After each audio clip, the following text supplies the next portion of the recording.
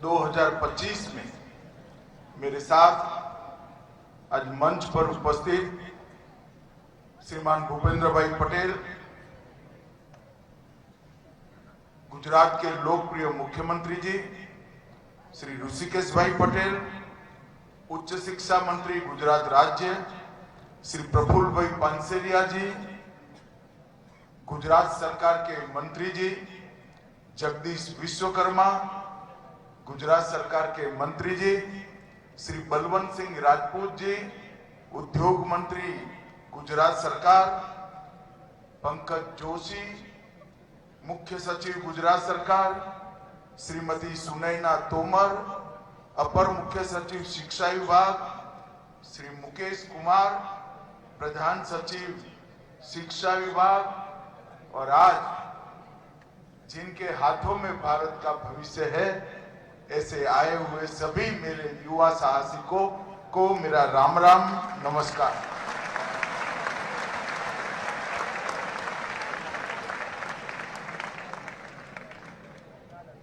Startup conclave 2025 का आज शुभारंभ होने वाला है।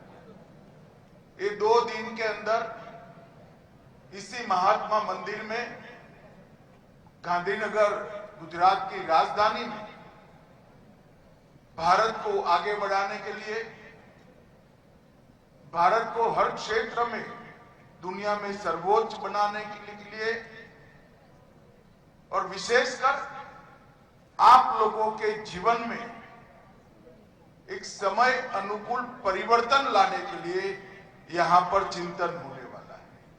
ये 2 दिन का कॉन्क्लेव मोदी जी ने जो मिशन शुरू किया है, स्टार्टअप की दुनिया में भारत की पहचान बनाने, इसके सभी पहलुओं पर चिंता भी करेगा, चिंतन भी करेगा और समाधान भी ढूंढेगा। और यहां पर बहुत सारे वेंचर कैपिटलिस्ट आए हैं, इन्वेस्टर आए हैं, मेंटर्स आए हैं, इंडस्ट्री से जुड़े हुए लोग भी आए हैं और सबसे ज्यादा स्टार्टअप की दुनिया में गति देने की जिन पर जिम्मेदारी है, ये सभी स्टूडेंट भी आज यहाँ पर उपस्थित है। मैं आप सभी का हृदय से स्वागत करता हूं। आज का स्टार्टअप कॉन्क्लेव इनोवेट, एलिवेट और एक्सेलरेट, ये 3 मंत्रों की थीम पर गुजरात में होने जा रहा है। और ये गुजरात में 2023 में पहले स्टार्टअप कॉन्क्लेव के अनुसंधान में हुआ है। उसमें लगभग 250 स्टार्टअप ने अपना प्रदर्शन किया था। यूनिकॉर्न स्थापित कंपनियों ने भी अपना प्रदर्शन किया था और उससे जो अनुभव आया और उससे जो फायदा हुआ, इसी का विश्लेषण कर गुजरात सरकार ने आज 2025 में स्टार्टअप कॉन्क्लेव 2025 का शुरुआत किया है। मुझे विश्वास कि पिछले साल की तुलना में ये निश्चित रूप से ज्यादा सफल होगा। देश और प्रदेश दोनों के भविष्य को आगे बढ़ाने में हमें फायदा होगा। 2 दिन में 7 सत्रों में अलग अलग विषयों पर यहाँ पर चर्चा होने वाली है और इसके माध्यम से उभरते हुए स्टार्टअप को निवेशकों के साथ जोड़ना और मोदी जी ने जो मंत्र दिया है, माइंड टू मार्केट, आपके दिमाग में जो सोच है, जो आइडिया है, उसको मार्केट तक पहुंचाने का ये बहुत बड़ा मंच बनेगा, उसका मुझे पूरा विश्वास है। आज यहाँ पर भारतीय ज्ञान प्रणाली के संकलन का भी विमोचन हुआ है। यहाँ पर जो अनुसंधान करने वाले युवा हैं, इनको मैं जरूर कहना चाहता हूं, अगर भारतीय ज्ञान प्रणाली को हम ढंग से स्टडी करें और उसको हमारी शोध का हिस्सा बनाए तो आयुर्वेद, शास्त्रीय कलाएं, वास्तुकला, गणित, दर्शन, विज्ञान, अंतरिक्ष और पर्यावरण संबंधी दुनिया भर का श्रेष्ठ ज्ञान अगर कोई एक जगह पे संचित हुआ है तो हमारी भारतीय ज्ञान प्रणाली में संचित हुआ है।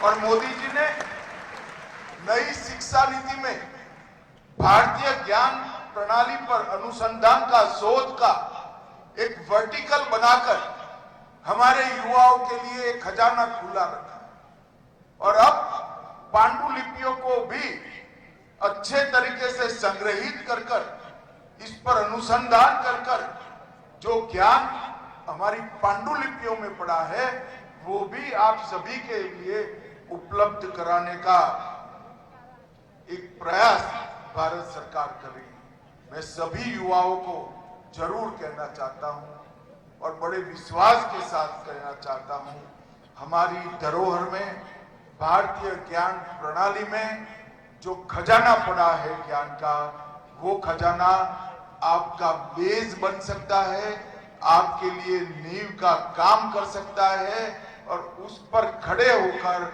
आप विश्व में सर्वश्रेष्ठ अनुसंधान कई क्षेत्रों में कर सकते हैं। ये मानकर एक भारतीय ज्ञान प्रणाली संकलन का विशेष आप उपयोग करिए। नई शिक्षा नीति, इसके डैशबोर्ड का भी उद्घाटन हुआ, कॉफी टेबल बुक का भी विमोचन हुआ और एनईपी के 5 साल के इम्प्लीमेंटेशन का भी यहाँ पर एक दस्तावेज सबके सामने रखा गया है। निश्चित रूप से ये सारे दस्तावेज आप सभी के लिए बहुत उपयोगी हैं और उचित ही किया है गुजरात सरकार ने कि आज के कार्यक्रम के साथ ही ये सभी का विमोचन का कार्यक्रम भी रख दिया है। मित्रों, आज स्टार्टअप कॉन्क्लेव में हम खड़े हैं। मैं सभी बच्चों को कहना चाहता हूं, 2014 के पहले इसका हम विचार ही नहीं कर सकते थे। स्टार्टअप के क्षेत्र में भारत के युवाओं के लिए एक ही बात थी, अगर इनोवेशन करना है, शोध करनी है, विचारों को जमीन पर उतारना है तो भारत छोड़कर विदेश जाना पड़ेगा, जो सबके बूते में नहीं था। और इसके कारण 2000 में भारत में स्टार्टअप सिस्टम और इसकी इकोसिस्टम का विशेषकर कोई अस्तित्व ही नहीं। पूरे भारत 2014 में 500 से कम स्टार्टअप थे। केवल गिने चुने शहरों में स्टार्टअप उपलब्ध थे और स्टार्टअप का स्वप्न देखना केवल विदेशी शिक्षा प्राप्त करने वाले बच्चों के लिए ही संभव था, समृद्ध बैकग्राउंड वाले बच्चों के लिए ही संभव था और महिला नेतृत्व तो बिल्कुल शून्य था। और पिछड़ा वर्ग, जो देश की 70% आबादी, टायर 2 सिटी, जो देश के लिए बहुत बड़ी अपेक्षा जिनसे है, वो क्षेत्र में 0 स्टार्टअप थे। और आज 14 से 24 के 10 साल के अंदर मोदी जी ने 2016 में स्टार्टअप इंडिया की शुरुआत की और आज मैं दावे से कह सकता हूं, भारत विश्व में विश्व स्तरीय स्टार्टअप इकोसिस्टम बनाने में सबसे तेज गति से आगे निकलने वाला देश बन चुका है। स्टार्टअप इंडिया के अभियान से भारतीय युवा को जॉब सीकर से जॉब क्रिएटर बनाने का स्वप्न मोदी जी ने पूरा किया है और वर्ष 2016 में ही स्टार्टअप्स को केवल प्रॉफिट कमाने से आगे निकलकर आत्मनिर्भरता का एक बड़ा साधन मोदी जी ने बनाया। हमारी देश की कई सारी समस्याओं के समाधान का एक यंत्र स्टार्टअप इकोसिस्टम को बनाया। इनोवेशन की वृद्धि को वेग देने वाला एक यंत्र स्टार्टअप सिस्टम को बनाया और आपके अंदर जो क्रिएटिविटी है उसको प्लेटफॉर्म देने का भी मंत्र ये स्टार्टअप इकोसिस्टम बना। और उस वक्त मुझे ठीक याद है मोदी जी ने कहा था भारत के पास भले ही मिलियन प्रॉब्लम्स हो, मैं मेरी बात युवाओं फिर से रिपीट करना चाहता हूं, भारत के पास भले ही मिलियन प्रॉब्लम हो परंतु बिलियन प्रॉब्लम सॉल्वर भी है जो आप हो, आपके भरोसे प्रधानमंत्री किया। और 16 से 24 महज 8 साल के कालखंड के अंदर विश्व का तीसरा सबसे बड़ा स्टार्टअप इकोसिस्टम आज भारत बन चुका है ये जमीन पर। और स्टार्टअप इकोसिस्टम को ताकत देने के लिए ही यही 10 साल के अंदर भारत विश्व का तीसरे बड़ा डिजिटल इकोसिस्टम भी बन। आपके विचार, आपकी सोच, आप जो साहस करने वाले हैं, इसको ये डिजिटल इकोसिस्टम बहुत त्वरा के साथ देश और दुनिया के साथ पहुंचाएंगे। और कुछ दिन पहले ही ग्लोबल इनोवेशन इंडेक्स 2025 जारी किया गया। 2014 के पहले ग्लोबल इनोवेशन इंडेक्स में हमारा कहीं दूर दूर तक 1 से 5 में नाम नहीं था। आज बहुत कम विधाएं जो है जिसमें इनोवेशन इंडेक्स में शामिल है, इसमें भारत 1 से 5 में नहीं। 2015 में इनोवेशन इंडेक्स में भारत का रैंकिंग 91वां। मैं युवाओं से रिपीट कराना चाहता हूं, 91 रैंक पर हम थे। कौन सी रैंक पर थे भाई? जोर से बोलो, कौन सी रैंक पर? और आज 2025 में 91 से हम 38 पर खड़े हैं। ये हम सब के लिए बहुत बड़े पोटेंशियल का है। और मित्रों, मुझे विश्वास है जिस प्रकार हमारे युवाओं ने परफॉर्म किया, जिस प्रकार हमारे युवाओं ने अपनी क्षमता का प्रदर्शन किया और विश्व में अपनी क्षमता का लोहा मनवाया, मुझे विश्वास है कि इसमें 1 से 10 में पहुंचने के लिए 3 साल का नंबर भी, समय भी नहीं लगने का।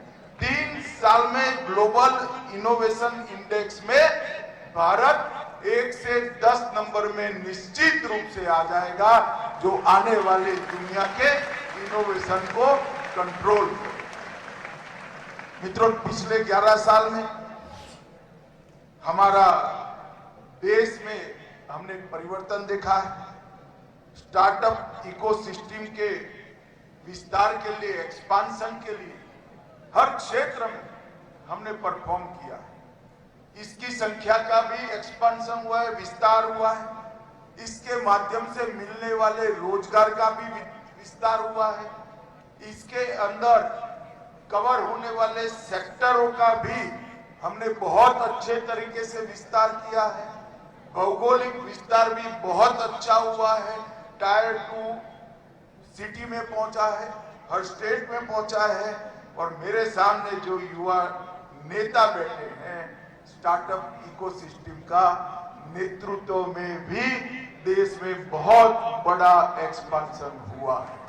मित्रों, ये एक्सपांशन, इसका यश मोदी जी की इकोसिस्टम को तो है ही, मगर एक्सपांशन का यश अगर किसी को है तो भारत के युवाओं को है, भारत के विद्यार्थियों को है, आप सभी को।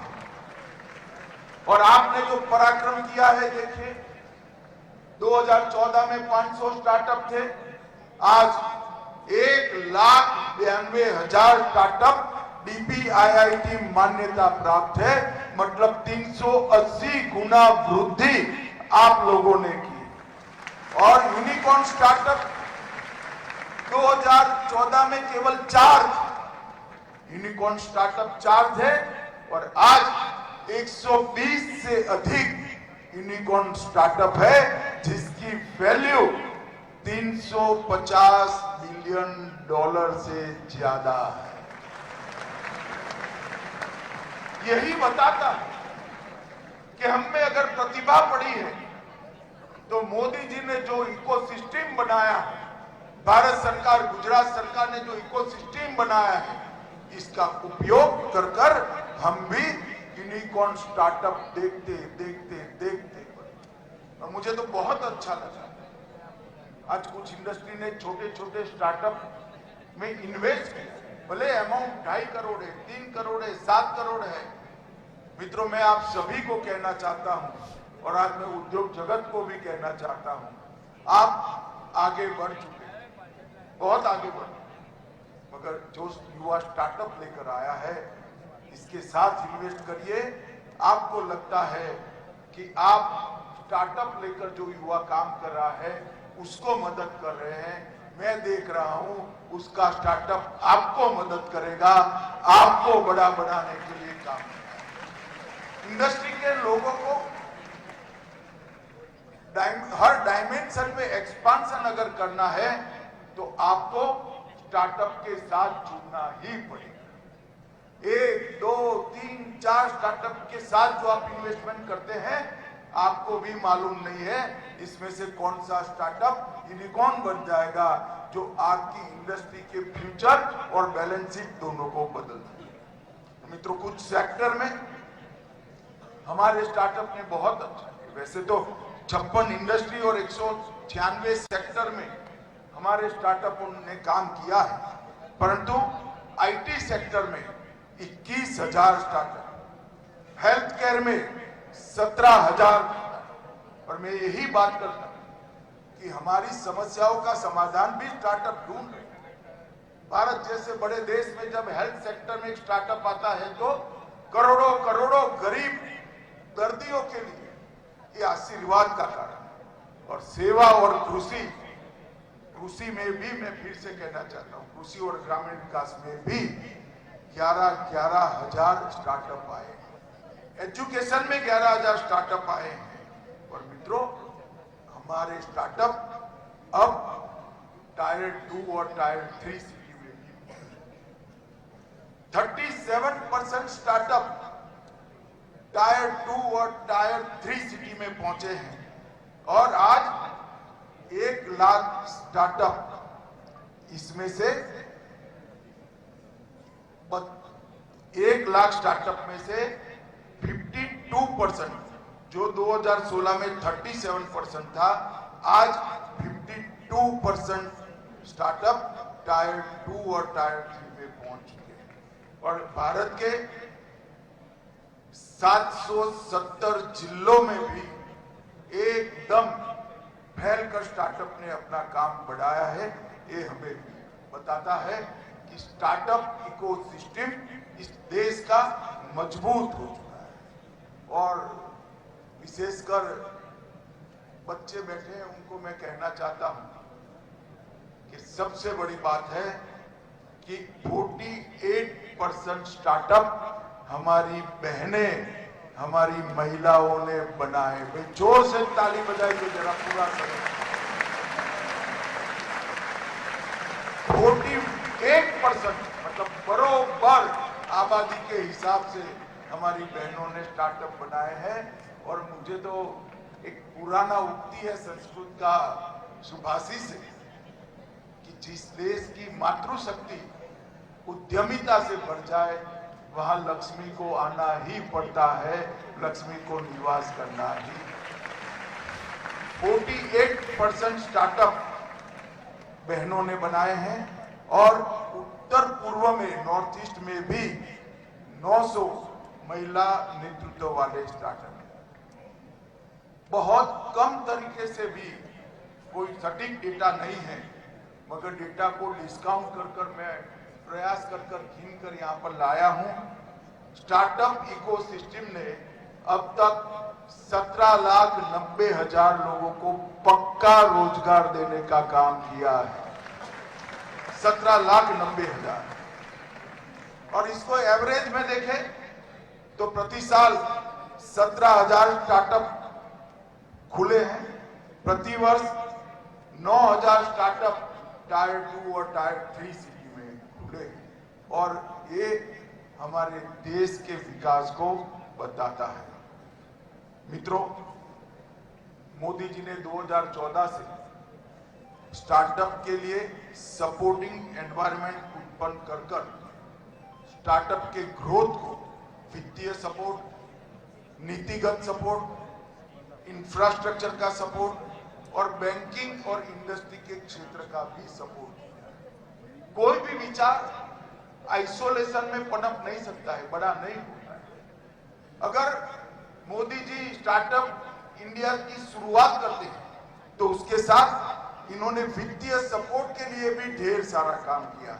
10,000 करोड़ का फंड ऑफ फंड स्थापित किया, 945 करोड़ कॉर्पोरेट्स का स्टार्टअप इंडिया स्ट्रीट फंड चालू किया, अधिकतम लोन की सीमा जो 10 करोड़ थी उसको बढ़ाकर 20 करोड़ करी और प्रूफ ऑफ कंसेप्ट के लिए 20 लाख तक देने का तय किया और प्रोटोटाइप विकास के लिए 50 लाख का फंडिंग अप्रूव किया।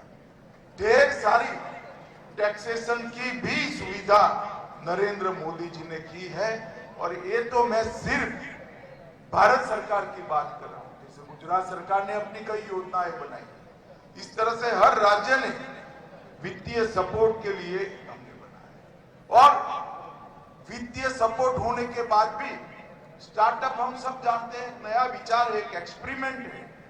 एक विचार को जमीन पर उतारने की एक कठिन और लंबी प्रक्रिया है, वो उसको सपोर्टिव सिस्टम के बगैर नहीं हो सकती। इसीलिए मेक इन इंडिया की शुरुआत करी, PLI 14 प्रमुख क्षेत्रों में लाए, वहां शुरुआत करी और 40,000 से ज्यादा कॉम्प्लायंस को हटाया और 3400 से अधिक कानूनों को अपराधी कानून की श्रेणी में से बाहर। जब Modi ji make in India बनाते हैं, दुनिया भर के लोग यहां उत्पादन करने के लिए आते हैं। मेक इन इंडिया की नीति बनाने के बाद उस वक्त हमारे स्टार्टअप के लिए, वो बड़ी इंडस्ट्री के लिए एक एंसिलरी काम करने का बहुत बड़ा मौका खड़ा। जब PLI योजना के तहत दुनिया भर के लोग यहां उत्पादन के लिए आते हैं, तब स्टार्टअप के लिए कई मौके जनरेट होते हैं। और अभी अभी GST का नवरात्रि के पहले दिन जो सरलीकरण किया है, वो कोई नहीं कर सकता साहब, मोदी जी ही कर सकते। मैं आज युवाओं को एक बात बताने आया। बहुत समय के बाद देश का करदाता और देश की जनता विश्वास कर सके ऐसा नेता देश में आया। जब GST शुरू किया, सब कहते थे फेल हो जाएगा। 16 बिक्री कर एक साथ मर्ज कर पूरे देश का एक कर बनाना एक स्वप्न था। वो उन्होंने हिम्मत से के साथ किया, सभी राज्यों को साथ लिया। 80,000 करोड़ से शुरुआत हुई और GST 80,000 करोड़ से 2 लाख कलेक्शन तक पहुंच गए। 2 लाख, पहले 80,000 करोड़ की शुरुआत थी, वो 2 लाख। वैसे तो 60,000 से शुरुआत, मगर थोड़ा पुख्ता होने के बाद 80,000 करोड़, 2 लाख। अब मुझे बताओ, आपके स्टार्टअप में इनकम बढ़ता है तो आपको अच्छा लगेगा या बुरा लगेगा? अरे जोर से बोलो यार।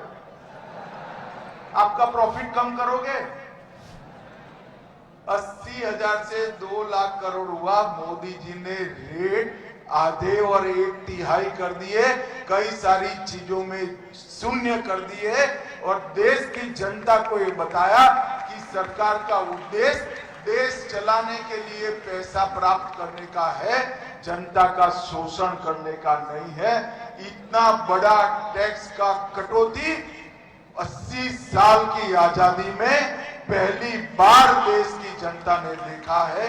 ये GST के रिफॉर्म और एक बहुत बड़ा रिफॉर्म करदाता और सरकार के बीच में विश्वास का एक ब्रिज बनाने वाला है रिफॉर्म।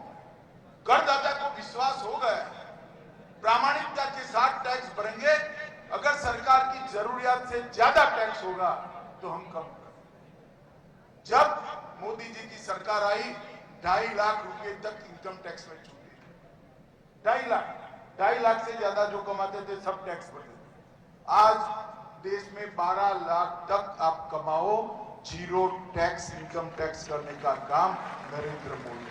ये दोनों उदाहरण इस बात के द्योतक कि सरकार टैक्स को जनता के शोषण के लिए नहीं बढ़ाना चाहती, जनता के देश के विकास के लिए, आत्मनिर्भरता के लिए बढ़ाए। जब जनता ने प्रामाणिकता से टैक्स भरा, मोदी जी ने टैक्स को कम करने का काम किया है। मित्रों, बहुत बड़ी हिम्मत चाहिए इसके लिए, और मोदी जी का एक कदम आने वाले कई दशकों के लिए, हमारे अर्थतंत्र के लिए, करदाता और भारत सरकार के बीच में एक सेतु का, विश्वास के सेतु का काम करेगा, इसका मुझे विश्वास।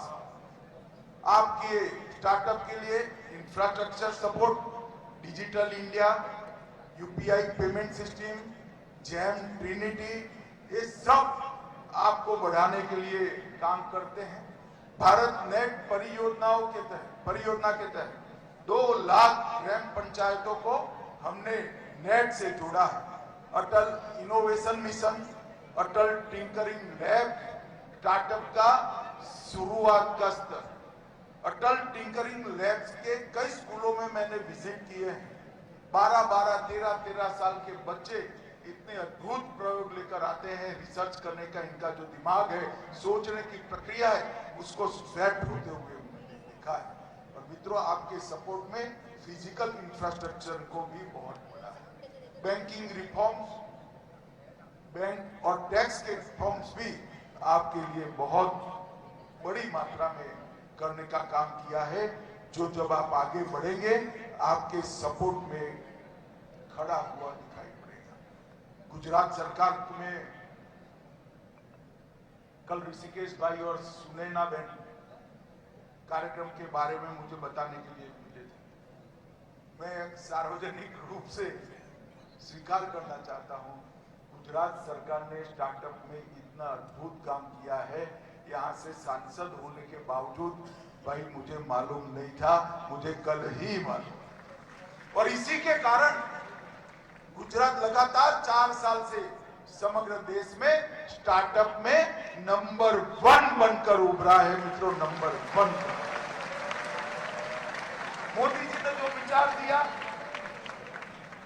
इसको भूपेंद्र भाई, ऋषिकेश जी और हमारे अफसरों की टीम ने बहुत अच्छे तरीके से जमीन पर गुजरात को स्टार्टअप क्रांति का केंद्र बनाया है। और देश में टॉप 5 राज्यों में 16,000 स्टार्टअप के साथ आज गुजरात है। और अहमदाबाद भी, जरा जोर से ताली बजाना भाई, मेरा शहर है। अहमदाबाद भी 6650 स्टार्टअप के साथ टॉप 4 में था।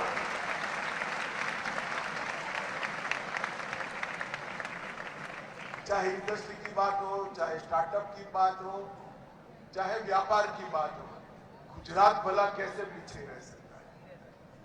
व्यापार गुजराती की नस नस में है, शोध अनुसंधान गुजरात की नस नस में है, और साहस गुजरातियों का स्वभाव। और आज स्टार्टअप के क्षेत्र में भी हमने कर दिखाया है।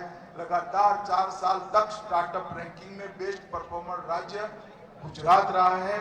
8 लाख SSIP के माध्यम से 8 लाख विद्यार्थियों तक गुजरात सरकार ने अपनी पहुंच बनाई है। 339 संस्थानों को फंड की सहायता की और 726 स्टार्टअप को सपोर्ट किया है।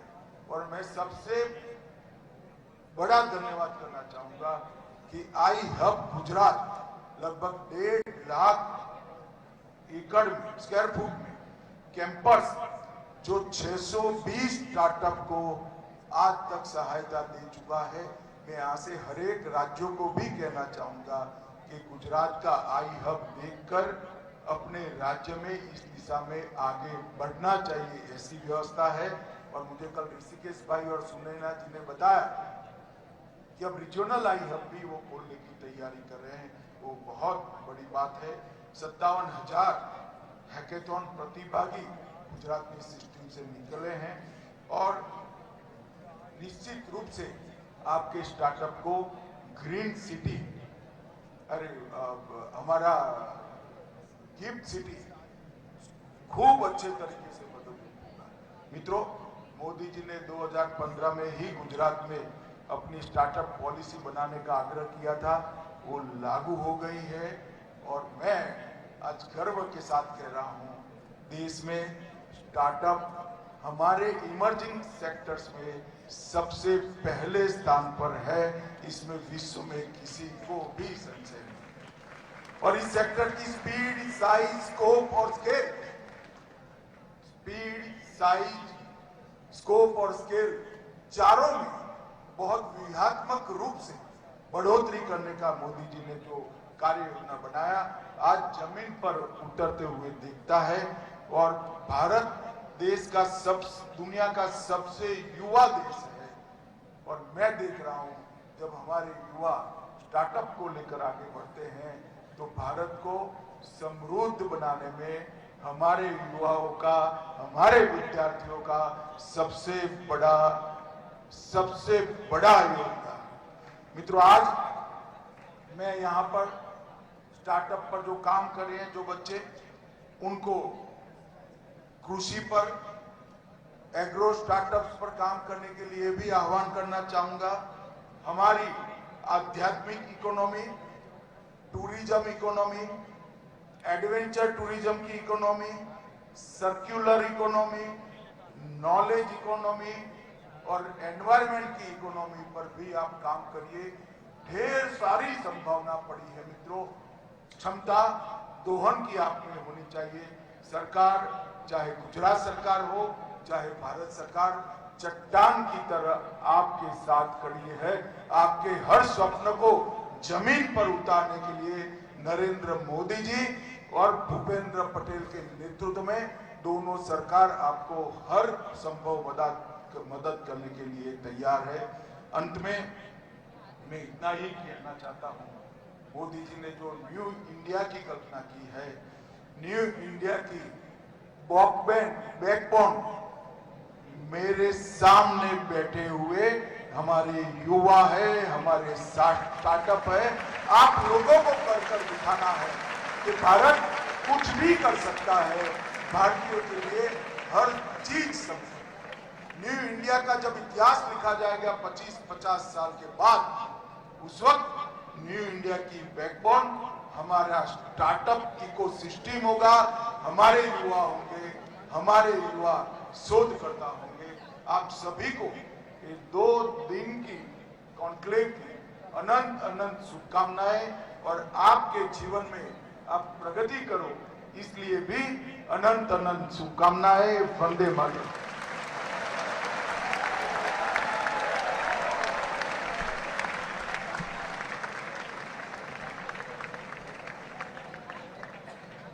आभार माननीय अमित भाई शाह सर, आपके प्रोत्साहन से भरे शब्दों के लिए, आपके मार्गदर्शन के लिए, आपकी गरिमामय उपस्थिति के लिए।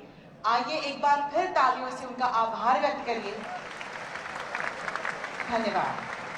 हमें હું વિનંતી કરું છું Shrimati Sunaina Tomar ma'am, ACS Higher and Technical Education Department, Government of Gujarat, to deliver the vote of thanks.